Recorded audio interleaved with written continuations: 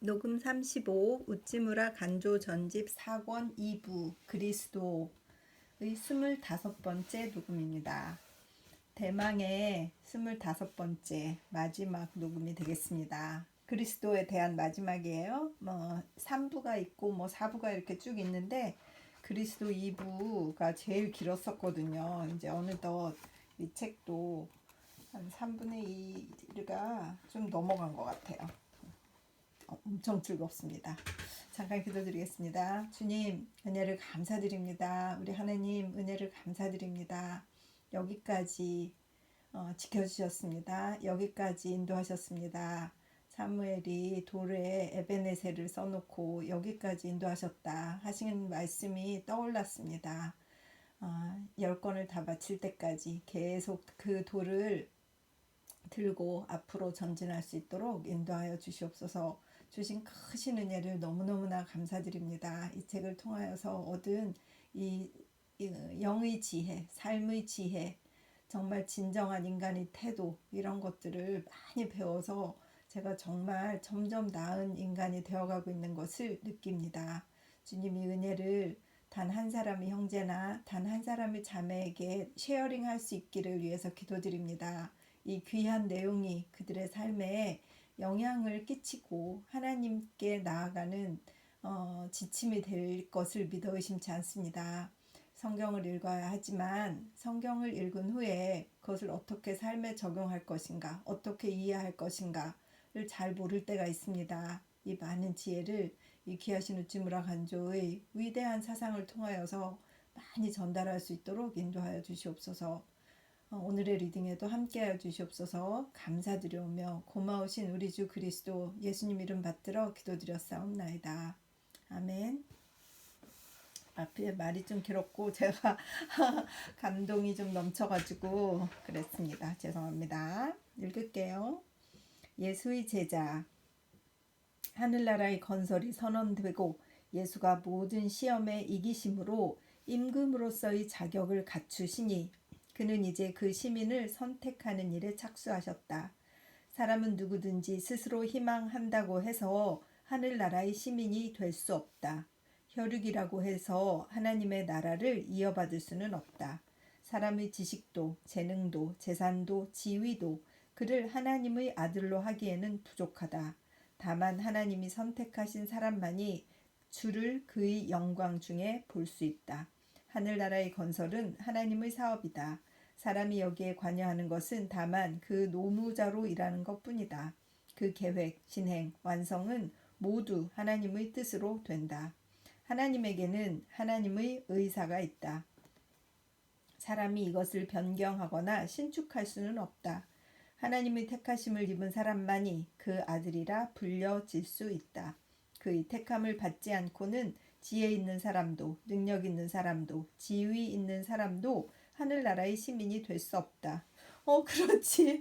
감히 누가 도전을 할 수가 있겠어. 왜 저는 안 뽑아줘요? 이렇게 말할 수가 있겠습니까? 아이고, 인간들이 얼마나 어리석어서 자기는 거기 갈 거라고 막 단언하는 사람들이 있는데 아주 경각심을 불러일으키시네요. 예수는 하늘나라의 왕이시다. 그러나 그는 이 세상에 오셨지만 그에게는 아름다운 모습도 없고 사모할 만한 매력도 없었다. 그는 비웃음을 받고 사람들에게 버림받고 슬픈 사람으로 질고를 지셨다. 이사야 53장. 그를 왕이라고 부르는 것은 그의 특별한 행위 때문이다. 손에 권세를 주셨기 때문에 왕인 것이 아니다. 몸에 비단 옷을 입으셨기 때문에 왕인 것이 아니다. 많은 병사가 그의 주의를 지키기 때문에 왕인 것이 아니다. 그가 왕인 것은 그가 하나님의 아들이시기 때문이다. 즉 고난을 당하여도 겸손하여 입을 열지 않으시고 도살장에 끌려가는 어린 양처럼 순종을 알고 반역을 모르시기 때문이다. 누가 이런 왕을 모시는가? 누가 모든 것을 버리고 그를 따르는가?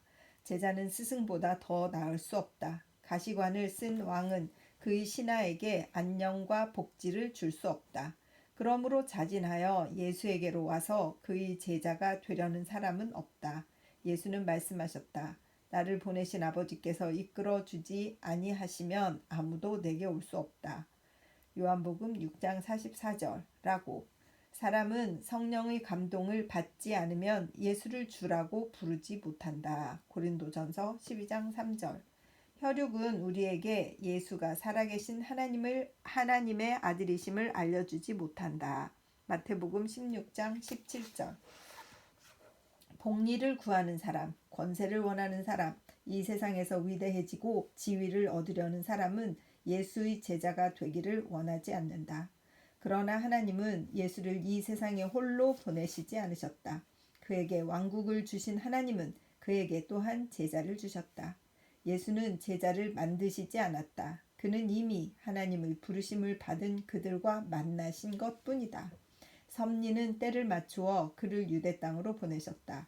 그리고 섭리는 그의 위대한 사업을 돕기 위해서 그의 제자를 보내셨다. 보내심을 받은 이가 보내심을 받은 이를 만나서 여기에 사제 관계가 이루어졌다. 아, 신성하구나. 하나님에 의해서 이루어진 사제 관계. 스승이 특별히 부르신 것이 아니오. 제자가 특별히 찾아온 것이 아니오. 하나님에게 인도되어 사제가 서로 만난다. 그들은 세상의 처음부터 사제로서 정해진 사이이며 죽음도 삶도 천사나 주관자도 현재일이나 장래일이나 권세들이나 높음이나 깊음이나 우리를 우리 주 예수 그리스도 안에 있는 하나님의 사랑에서 끊을 수 없다.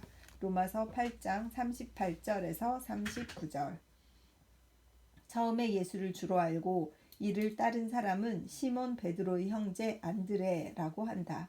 그는 원래 세례 요한의 제자였으나 예수에 대한 요한의 증언을 듣자 곧 예수를 따랐다. 대담하구나 안드레여. 목수의 아들인 나사렛 예수를 처음으로 인류의 구세주로 인정한 그대의 용기는 우리가 칭찬하여 마지 않을 것이다. 우리는 지금 19세기 동안에 걸친 역사의 증명으로도 예수가 그리스도임을 알기에 힘들어하고 있다. 그런데 그대는 처음으로 그를 만나고 곧 그가 그임을 알았다. 역사는 그대에 대해서 많이 이야기하지 않는다. 그러나 그대는 최초의 기독교 신자로서 길이 신앙의 모범이 되리라. 위인 다음의 위인은 위인을 위인으로 인정하는 사람이다. 빛이 홀로 이 세상에 임했을 때에 그대는 세상에 앞서서 혼자 처음으로 이를 바라보았다. 성 안드레의 이름은 진정한 용자의 상징으로서 길이 하늘의 기록에서 빛나리라. 안드레 다음에 예수에게로 온 이는 그의 형제 베드로라고 한다. 여론을 따르지 않고 새로 오신 스승을 받아들인 용기에 있어서는 이 형제는 서로 양보하지 않는다. 그러나 안드레가 안으로 고요히 침착한 용기를 가지는 데 비하여 베드로는 밖으로 나타내며 약간 용맹스러웠다. 베드로는 신앙의 발표자가 되고 땅 위에서의 교회의 기초가 되었다. 그의 신앙이 외형적이기 때문이 아니다. 그러나 그의 성품은 안으로 품을 수 있는 것이 아니었기 때문에 그는 저절로 대외적 운동의 솔선자가 되었다. 행복한 사람은 갈릴리 바다의 어부 요나였다. 그는 아들 둘을 예수에게 바쳐서 땅 위에서의 하늘나라 건설의 명예를 차지하게 된 것이다. 요나의 두 아들에 이어서 예수에게로 온 사람은 그와 같은 고향 사람인 빌립이다. 예수께서 갈릴리로 떠나가려고 하시는데 빌립을 만나 나를 따르라고 말씀하셨다. 요한복음 1장 43절. 이 간단한 기사에 무한한 의미가 있다. 만나서 따랐다고 한다. 깊이 서로의 진위를 찾을 필요 없이 두 사람은 대번에 하나님이 정하신 사제가님을 알았다. 이 스승이 있어 이 제자가 있겠지만 또한 이 제자가 있어 이 스승이 있을 것이다. 이 처음 상면으로 빌립의 운명은 결정되고 그는 또한 모든 것을 버리고 예수를 따랐다. 빌립이 나다나엘을 만나서 말하기를 모세가 율법에 기록했고 또 예언자들이 기록한 그분을 만났다. 그분은 나사렛에서 온 요셉의 아들 예수다 라고 했다. 나다나엘이 이 말을 믿지 않자 빌립이 말했다. 와서 보라고. 와서 그의 얼굴을 바라보라고. 그의 하나님과 같은 모습을 보라고. 그래서 예수가 나다나엘이 자신에게로 오는 것을 보고 그를 가리키며 말씀하시기를 보라, 저 사람이야말로 이스라엘 사람이다. 그에게는 거짓이 없다고 하셨다. 이것으로 나다나엘은 대쪽같이 고든 유대인이었음을 알 수 있다.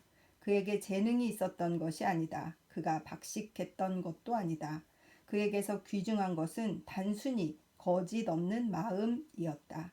하늘나라는 재능이나 지식에 있는 것이 아니라 겸손한 덕에 있다. 예수가 나다나엘을 그의 제자로 받아들이셔서 세계 몇만의 정직한 마음 이외에는 아무 의지할 것이 없는 사람들에 대한 그의 동정과 특별한 사랑을 나타내셨다. 갈릴리 바다의 어부는 이미 두 제자를 예수에게 바쳤다. 그들에 이어서 예수를 따른 사람은 똑같이 어부인 세베대의 아들로 보아너게, 즉 우레의 아들이라는 별명을 가지게 된 야고보와 그의 동생 요한이었다.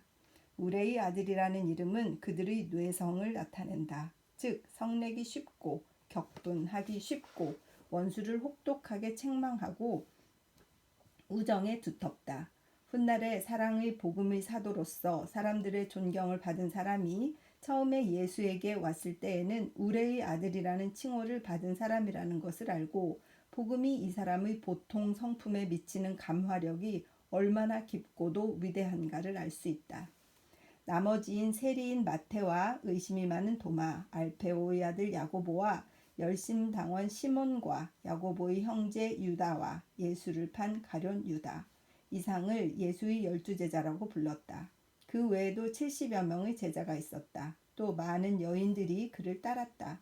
막달라의 마리아는 창녀였던 것 같다. 어부의 아들과 세리와 창녀, 사회에서 폐물 취급을 받던 사람들로 하늘나라의 기초가 정해졌다.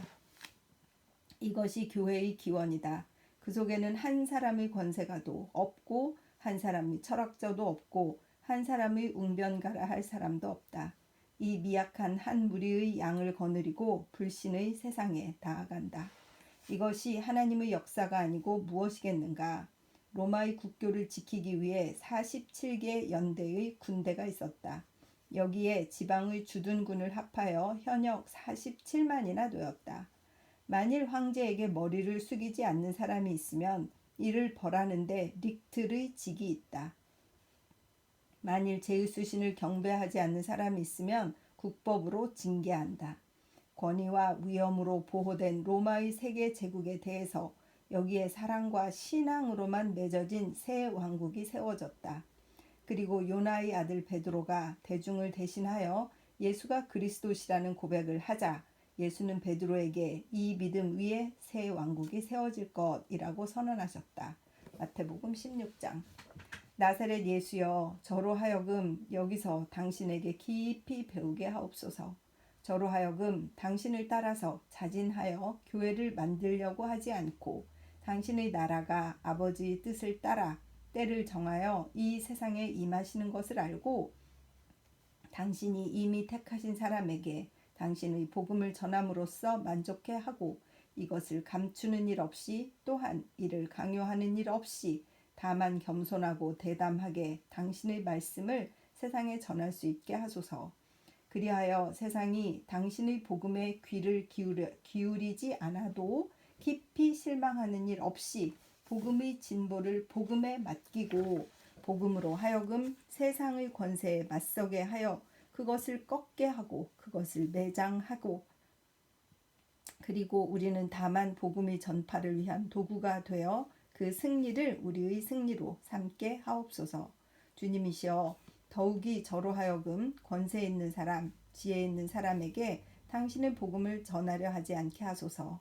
세상의 세력이 당신의 세력이 아님을 알게 하시고 당신이 사랑하시는 아들을 오히려 약한 사람, 가난한 사람, 어리석은 사람 속에서 찾아 그 가운데서 땅 위에서의 하늘나라의 기초가 세워지도록 기도할 수 있게 하소서. 아멘. 예수의 교훈. 1번. 예수의 교훈은 윤리가 아니다. 그러나 윤리를 떠난 것이 아니다. 예수는 먼저 하나님과 사람과 인생이 무엇인가를 명백히 하고 그런 후에 사람이 여기에 처하는 길을 보이셨다. 그러므로 그의 교훈은 윤리학자의 것과는 달라서 교의적이다. 즉 먼저 인생에 대한 설명이 있은 후에 사람의 도리에 대한 가르침이 있다. 인도의 주인이신 그는 길을 앞세우고 가르침을 뒤로 미루지 않으셨다. 예수의 일생의 자취 그대로를 그의 교훈으로 볼 수 있다. 진리는 그의 말씀에만 있는 것이 아니라 그 자신이 진리였다. 나는 진리요. 요한복음 14장 6절라고 그는 말씀하셨다. 그의 탄생은 위대한 진리다. 그의 죽음과 부활은 최대의 진리다. 예수의 교훈은 그의 생애를 떠나서는 논하지 말아야 한다. 그러나 그는 또한 인류의 위대한 교사로서 많은 교훈을 남기셨다. 말하는 것보다 행하는 데 빨랐던 그도 그의 혀를 신성한 목적에 쓰셨다. 그의 산상수훈은 마태가 기록한 것처럼 한꺼번에 순서적으로 말해진 것인지는 알 수 없으나 그의 교훈의 요약을 잘 전한 것은 의심할 바 없다. 나는 지금부터 앞으로는 몇 번이고 그것을 연구하고자 한다. 예수께서 무리를 보시고 산에 올라가 앉으시니 제자들이 나아온지라. 입을 열어 가르쳐 가라사대 심령이 가난한 자는 복이 있나니 천국이 저희 것이며. 예수의 수훈의 장소와 방법과 내용은 마태의 이 몇 구절로 잘 나타난다. 장소는 산 위다 혹은 해안이다. 나사렛 교회당에서 쫓긴 후로부터 그는 그의 가르침을 말할 강단을 가지지 못하셨다. 교회는 그를 쫓아냈다. 그러나 자연은 그를 받아들였다. 이제 장엄하기 짝이 없는 세계의 많은 대회당에서 선포되는 예수의 교훈은 처음에 갈릴리 바다의 바람에 불리어 청중의 귀에 닿았거나 혹은 산에 울려서 죄인들의 마음에 가라앉은 것이다. 천지남은 자연을 통해서 제일 잘 전해진다. 예수의 교훈에는 청풍의 맛이 있다. 방법은 자유다. 예수의 수훈에는 조직적인 순서가 없다. 그는 학자처럼 숙고해서 진리를 발견하시지 않았다. 그는 세상의 처음부터 이것을 가지고 계셨다. 잘 익은 과일이 가지에서 떨어지듯이 진리가 그의 입에서 떨어졌다. 그는 진리 그 자체이기 때문에 그가 입을 열면 교훈이 자유로이 그에게서 흘러나왔다. 그리고 진리란 그러한 것이어야 한다. 들이 백합화가 수고를 하지 않고 길쌈을 하지 않아도 아름답고 향기를 바라듯이 예수는 배우지 않고 연구하지 않고도 깊은 진리를 세상에 제공했다. 이는 나사렛 30년의 흐림 없는 성장의 여운인 것이다. 여기에 청풍의 향기가 있듯이 또한 산을 달리는 노루와 같은 자유가 있다. 그리고 그 내용은 진리의 실체인 만신의 확증이다. 여기에는 사소한 의심도 있을 수 없다. 그가 학자와 같지 않고 권위 있는 사람처럼 가르치신 것은 그 때문이다. 그의 교훈은 그 자신이다. 자르면 피가 흘러나온다는 것이 그의 말씀을 가리켜서 할 수 있는 말이다. 만일 모든 성실이 천지와 함께 있는 것이라면 예수와 같은 총명한 성실은 천지가 없어져도 사라지지 않는다. 온몸으로 믿을 수 없는 진리는 진리가 아니다. 마음이 믿는 바를 머리가 찬동하고 입이 역설하고 손이 전하고 발이 운반하는 것이 아니면 진리라고 부르지 말아야 한다. 예수의 진리에 비추어 보라. 거기에는 전성의 찬동이 있다. 감정만이 아니라 도리다. 도리만이 아니라 넘치는 열성이다. 거기 닿으면 전류가 내 온몸에 흐르는 것을 느낀다. 심령이 가난한 자는 복이 있나니 천국이 저희 것이니요. 이것은 교훈이 아니라 선언이다. 가난을 권고하는 말이 아니다. 또 그것을 명령하는 훈계가 아니다. 가난을 찬미하는 시구 같은 것이다. 예수는 가난한 사람들은 행복하다고 하셨다. 그리고 그는 행복한 이유를 말씀하셨다. 마음이 가난한 사람이란 마음에서 가난한 사람이다. 즉 마음으로 가난한 사람이다. 단순히 몸에 있어서만 가난한 사람이 아니다. 가난을 깊이 그 마음에 느끼는 사람이다. 세상에는 몸은 가난하나 마음은 오히려 오만한 사람이 있다. 또 몸은 부유하나 마음이 가난한 사람이 있다. 예수가 여기에서 말씀하시는 마음이 가난한 사람은 전자도 아니요 후자도 아닌 것으로 몸으로도 가난하고 마음으로도 가난한 사람이다. 즉 빈곤의 바닥에 처한 사람이다.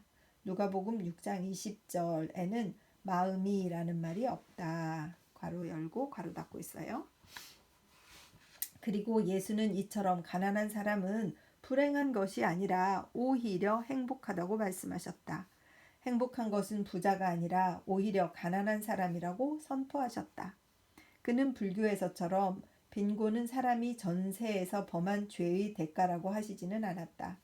그는 오히려 빈곤을 축복하셨다. 그는 가난은 하나님이 우리에게 내려주시는 많은 은혜 중에 첫째 가는 것인 양 말씀하셨다. 가난은 행복이다. 왜? 그런 사람을 하늘나라의 소유자로 할 것이기 때문이라고.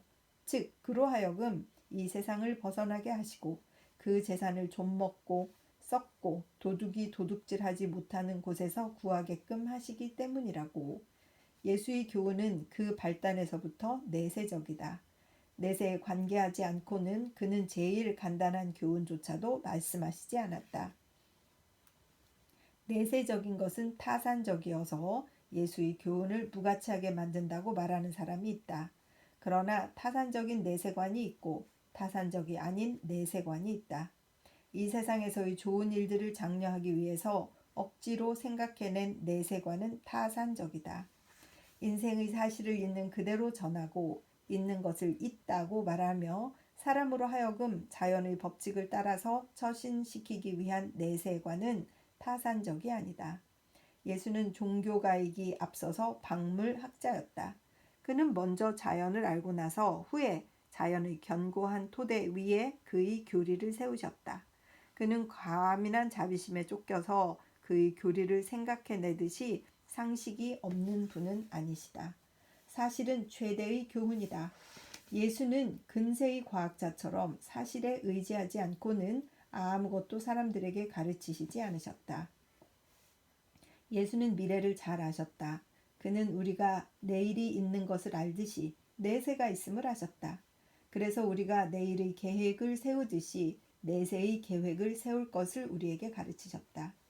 그의 교훈이 다른 교사의 교훈과 다른 점은 그의 탁월한 우주관에 있다. 그는 상식을 무한한 미래에까지 신장하셨다. 그리고 이 신장으로 인하여 상식은 상식 이상에 달하고 간단 명료한 교훈도 하늘로부터 새 사상이 되어서 깊이 우리의 마음속에 파고들게 되었다. 마음이 가난한 사람들은 복이 있다고 하셨다. 그들은 선천적으로 행복한 것이 아니라 하나님으로부터 특별히 복을 받은 사람들이라고 한다. 그리스어의 마카리오스에는 이런 수동적인 의미가 있다. 축복받은 사람, 특히 하나님의 은혜를 받은 사람. 가난한 사람은 이러한 사람이라고 예수는 말씀하셨다. 부유한 사람이 하나님의 은혜를 받은 것이 아니다. 하나님의 특별하신 은혜를 받은 사람은 부자가 아니라 가난한 사람들이라고. 그는 단순히 가난한 사람들을 위안하시는 것이 아니라 이를 찬양하셨다. 그는 가난한 사람에게 그 가난을 잘 견디라고 말하신 것이 아니라 가난에 대해서 하나님께 감사드리라고 말씀하셨다. 내세가 존재한다는 한 가지를 알고서 인생은 그렇게도 뒤바뀌어 우리들의 눈에 비치게 된다. 즉 괴로움이 변하여 기쁨이 되고 저주스러운 일은 은혜스러운 일이 된다. 애통하는 자는 복이 있나니 저희가 위로를 받을 것이며 온유한 자는 복이 있나니 저희가 땅을 기업으로 받을 것이며 의에 줄이고 목마른 자는 복이 있나니 저희가 배부를 것이며 긍휼히 여기는 자는 복이 있나니 저희가 긍휼히 여김을 받을 것이며 마음이 청결한 자는 복이 있나니 저희가 하나님을 볼 것이며 화평케 하는 자는 복이 있나니 저희가 하나님의 아들이라 일컬음을 받을 것이며 의를 위하여 핍박을 받은 자는 복이 있나니 천국이 저희 것임이라. 나를 인하여 너희를 욕하고 핍박하고 거짓으로 너희를 거스려 모든 악한 말을 할 때에는 너희에게 복이 있나니 기뻐하고 즐거워하라. 하늘에서 너희의 상이 큼이라. 너희 전에 있던 선지자들을 이같이 핍박하였느니라. 본란은 모두 이 세상에 있고 그 보답은 모두 하늘나라에 있다. 이 세상에서 고생하는 것은 장래에 기뻐하기 위함이다. 사람들에게 박해를 받는 것은 하나님에게 위안을 받기 위한 준비다. 괴로움을 당하는 사람이여 하나님에게 짓밟히는 사람, 온유한 사람의 참뜻이여 기뻐하고 즐거워하라. 하늘에서 당신들이 보답이 크리라고. 이리하여 예수는 우리 눈앞에 하늘나라의 문을 열고 이 세상의 고통에 대해서 위안의 이유를 보이시고 거기에 견딜 동기를 제공하고 눈을 들어서 하늘의 영광을 바라보고 땅의 질고를 잊게 한다. 그의 교훈이 얼마나 단순한가. 그에게는 윤리를 가르칠 필요가 없다. 그가 하늘의 문을 열면 족하다. 그러면 만물이 분명한 모양으로 되어 우리는 눈물의 골짜기에서도 인생을 즐길 수 있게 된다. 나사렛 예수여, 우리는 많이 아는 것 같지만 실은 아무것도 모르는 사람들입니다.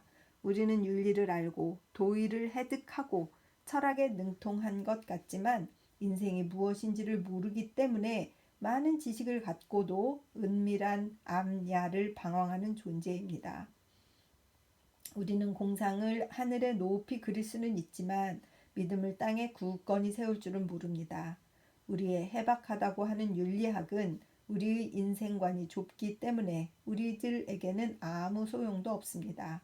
우리는 알면서도 아무것도 모르는 사람들입니다. 바라옵건대 우리의 총명한 무식을 불쌍히 여기소서. 당신만이 장래를 아십니다. 당신에 의해서만이 인생은 분명해집니다.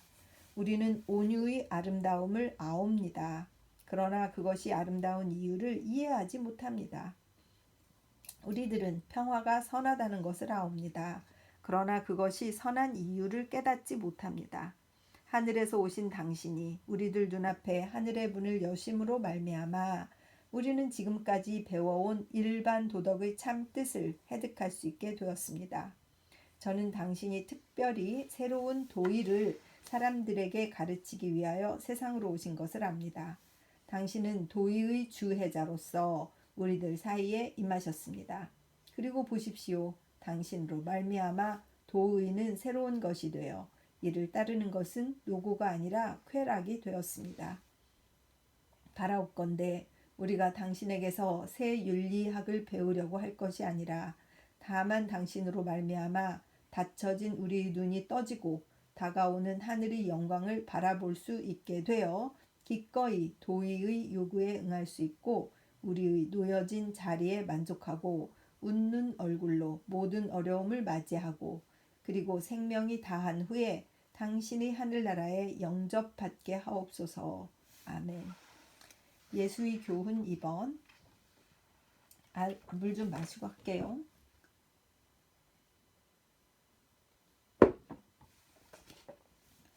제가 물컵이 너무 커가지고 쿵쿵 소리가 나는 것을 용서해 주시기 바랍니다. 이걸 읽을 동안에 어떨 때는 물을 1리터를 마셔야 돼요. 그렇지 않으면 막 입이 막 말라요. 덕분에 물을 많이 마시게 돼서 참 감사하다는 생각이 듭니다. 이 책을 읽는 유익한 것 중에 하나가 또 물을 많이 마시게 되는 장점이 있습니다. 짧은 시간 안에 막 거의 1리터를 마셔가면서 합니다.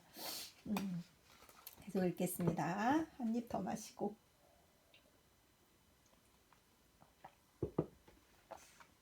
예수의 교훈 2번. 아름다운 구개조의 9개 구개조의 교훈으로 세상의 불행한 사람들을 위로하신 후에 예수는 다시 말을 이어 특히 그의 제자들을 가르쳐 말씀하시기를 너희는 세상의 소금이니 소금이 만일 그 맛을 잃으면 무엇으로 짜게 하리요. 후에는 아무 쓸데없어 다만 밖에 버리워 사람에게 밟힐 뿐이니라. 너희는 세상의 빛이라. 산 위에 있는 동네가 숨기우지 못할 것이요. 사람이 등불을 켜서 말 아래 두지 아니하고 등경 위에 두나니 이러므로 집안 모든 사람에게 비치느니라. 이같이 너희 빛을 사람 앞에 비추게 하여 저희로 너희 착한 행실을 보고 하늘에 계신 너희 아버지께 영광을 돌리게 하라. 마태복음 5장 13절에서 16절라고 했다. 이것은 복음서가 기록한 간결한 예수의 말씀에 나의 의해를 조금 덧붙인 것이다. 기독교인의 이 세상에서의 지위와 책임을 명백히 유감없이 표현하고 있다.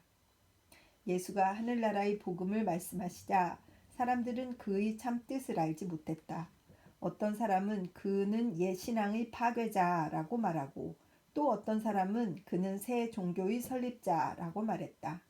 그래서 그의 주위에 모여든 사람 중에는 과격한 파괴자도 있었을 것이다. 또 모든 일에서 새로운 것을 쫓는 호기심을 가진 사람들의 종류도 있었을 것이다. 그러나 예수는 세상의 소위 혁명가는 아니다. 또 오늘날 세상에서 말하는 사회 개량가와 같은 사람도 아니다. 과거를 귀중히 여기고 역사를 중히 여기고 옛사람의 사적을 계승하려는 점에 있어서는 그는 순수한 보수주의자였다. 또 신천지 건설을 주장하고 구습을 배척하고 세상에 진리의 자유를 부어넣으려고 하신 점에 있어서는 그는 거의 급진주의자였다. 그러나 보수적이든 급진적이든 예수는 도덕과 종교를 떠나서 단순히 사회의 제도를 개신하려는 정치가나 개혁가는 아니었다. 예수가 만일 혁명가라면 그는 종교적 혁명가다. 그가 만일 혁신가라면 그는 도덕적 혁신가다. 그는 그의 청중에게 오해받지 않기를 바란다. 그래서 그는 다시 말을 이어서 그의 지위에 대해 명백히 말하기를 내가 율법이나 선지자나 폐하러 온 줄로 생각하지 말라. 폐하러 온 것이 아니요 완전케 하려 함이로다. 진실로 너희에게 이르노니 천지가 없어지기 전에는 율법의 1.1획이라도 반드시 없어지지 아니하고 다 이루리라.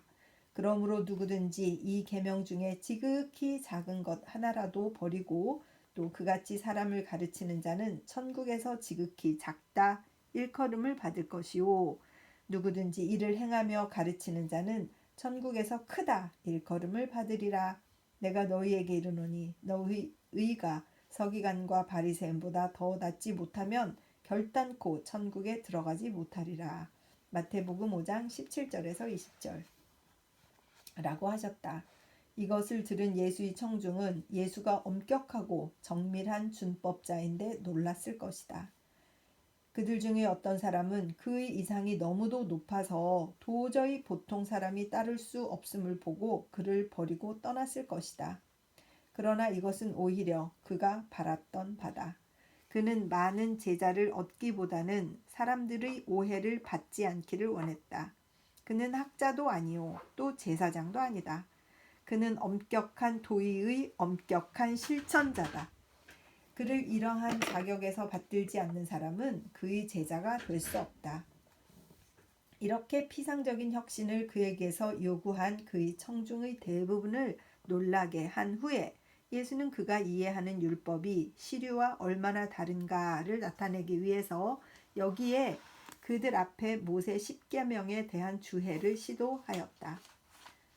10계명은 두 부분으로 나누어진다. 그 전반은 하나님께 대한 사람의 본분을 명백히 하는 것이고 후반은 사람에 대한 책임을 가르친 것이다.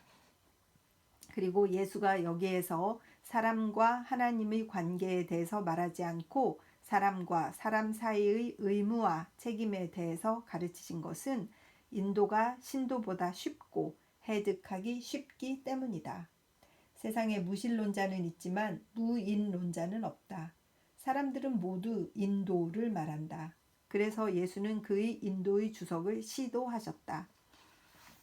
옛 사람에게 말한 바 살인치 말라. 누구든지 살인하면 심판을 받게 되리라 하였다는 것을 너희가 들었으나 나는 너희에게 이르노니 형제에게 노하는 자마다 심판을 받게 되고 형제를 대하여 라가라 하는 자는 공회에 잡히게 되고 미련한 놈이라 하는 자는 지옥불에 들어가게 되리라. 그러므로 예물을 제단에 드리다가 거기서 내 형제에게 원망 들을 만한 일이 있는 줄 생각나거든 예물을 제단 앞에 두고 먼저 가서 형제와 화목하고 그 후에 와서 예물을 드리라. 너를 송사하는 자와 함께 길에 있을 때에 급히 사화하라. 그 송사하는 자가 너를 재판관에게 내어주고 재판관이 관예에게 내어주어 옥에 가둘까 염려하라. 진실로 내게 이르노니 내가 홀이라도 남김이 없이 다 갚기 전에는 결단코 거기서 나오지 못하리라. 마태복음 5장 21절에서 56절라고 하셨다. 이상은 살인하지 말라는 간단한 계명에 대한 예수의 시임원한 주해이다. 그는 사람을 그 표면에 나타난 행동으로 심판하지 않으시고 행위의 동기인 의지로 하신다.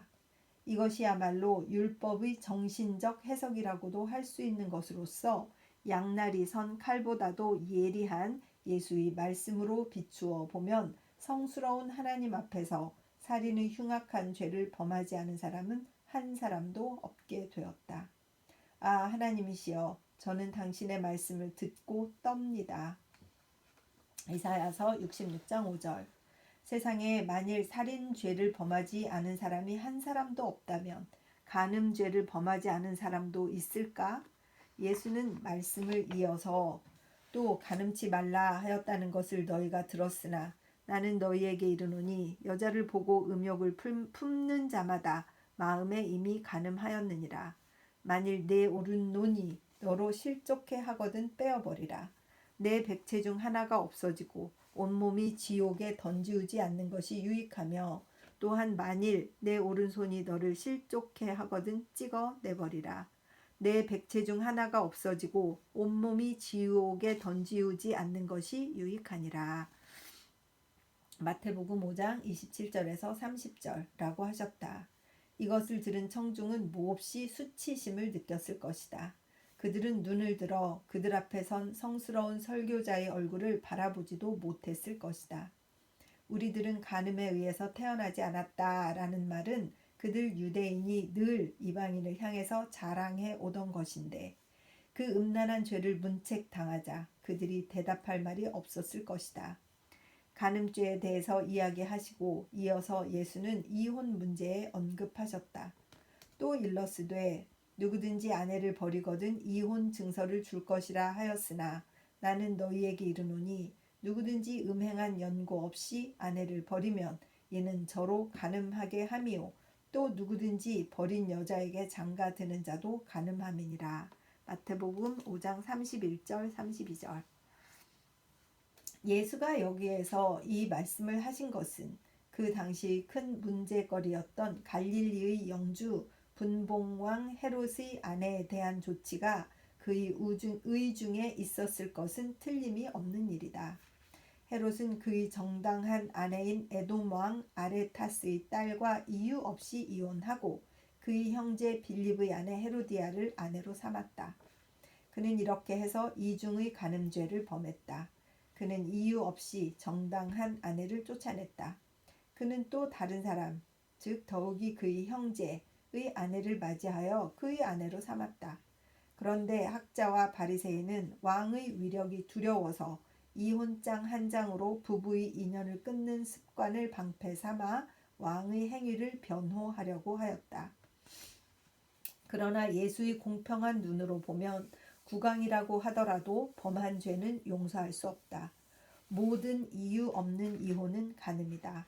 자기 뜻에 맞지 않는다고 해서 아내를 쫓아내는 사람, 3년이 되었으나 아기가 없다는 이유로 아내와 헤어지는 사람, 병들었다고 아내를 버리는 사람, 혹은 정략상의 이유로 아내를 내보내는 사람은 모두 간음죄를 범하는 것이다.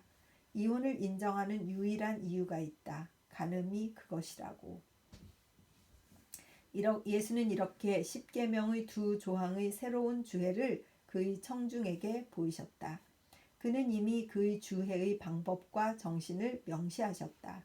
그래서 그는 더 나아가서 십계명 전부의 해석을 그들 앞에 말씀하실 필요가 없었다. 우리는 하나를 보고 전체를 알 수 있다. 우리는 예수의 이 주해법으로 구약 전체를 해석해야 한다. 나사렛 예수여, 우리는 당신의 가르침을 받아 우리들 마음속의 어둠이 부끄러워 견디지 못하겠습니다. 우리는 살인자입니다. 우리는 간음을 하는 존재입니다. 우리가 무죄하다고 함은 오직 이 세상에서의 불완전한 율법에 비추어 볼 때뿐입니다. 우리가 성낸 것이 몇 번인지 모릅니다. 우리가 형제를 원망한 일도 자주 있었습니다. 우리는 친구를 미련한 놈이라고 부르고 바보라고 욕하며 오히려 시원해했습니다. 우리는 또한 음욕을 품고 여인을 보았습니다. 음담패설은 우리의 입술을 더럽혔습니다. 아, 거룩하신 주여, 우리를 엄하게 다스리지 마옵소서. 우리는 죄의 자식입니다. 당신의 자비로 우리를 용서하시옵소서. 당신의 피로 우리를 깨끗하게 하옵소서. 우리가 만일 우리의 눈을 빼내서 우리의 죄를 씻을 수 있다면 꼭 그렇게 하겠습니다. 그러나 죄는 우리의 눈이 아니라 손이 아니라 우리의 본성에 있습니다. 우리는 우리의 마음의 더러움 때문에 우리의 온 몸으로써 당신의 거룩한 율법을 범하는 것입니다. 여기에서 우리는 당신의 속죄를 더욱더 절실히 필요로 합니다. 우리는 당신에 의해서 우리의 온 성품이 깨끗하게 되기를 원합니다. 우리는 음탕하지 않게 되기를 원합니다. 그리고 우리는 당신이 우리 몸에서 이러한 기적을 행하실 수 있음을 믿습니다. 아, 우리는 이미 당신 앞에서 변명을 늘어놓고 우리 자신을 의롭다 하지 않겠습니다. 우리는 죄인으로서, 살인자로서, 간음을 범한 사람으로서 오직 당신의 용서를 빕니다. 그렇습니다. 우리는 가인입니다. 헤롯입니다. 우리는 다른 사람의 악을 말하며 자신의 의를 장식하지 않겠습니다. 당신이 우리의 죄의 참회를 받아 주시옵소서. 그리하여 이렇게 당신의 속죄를 받고 우리도 이 세상의 소금, 세상의 빛이 될 수 있고 이 세상에서는 방부제와 빛을 발하는 역할을 하고 장차 올 당신의 나라에 들어갈 수 있게 된 후에는 당신의 이름을 영원히 찬양하게 하옵소서. 아멘. 1901년 11월에서 1902년 7월에 성서지 연구에 있는 내용입니다. 이렇게 해서 그리스도에 대한 25개의 녹음이 모두 맞춰졌습니다. 짠짠짠짠. 너무 감사하고 너무 기쁘고 너무 많이 성장했습니다. 잠시 기도드리겠습니다.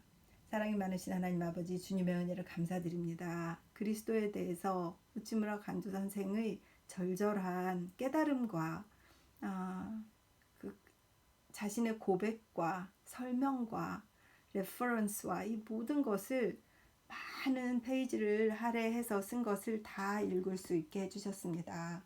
이것을 읽는 동안 행복했고 너무나 감사를 드립니다. 나머지 책의 부분들, 사권의 뒤에 나오는 내용들도 차근차근 잘 읽어서 하나님께 드리는 저희 충성이 변함이 없게 하여 주시옵소서.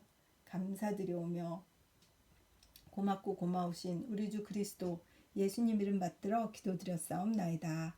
아멘. 늘 사랑하고 축복합니다.